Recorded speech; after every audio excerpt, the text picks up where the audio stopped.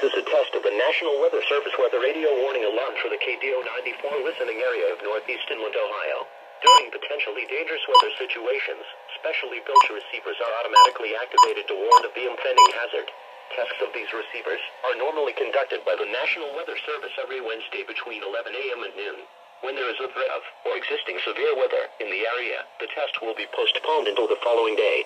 This ends the test of the National Oceanic and Atmospheric Administration Weather Radio Warning Alarm.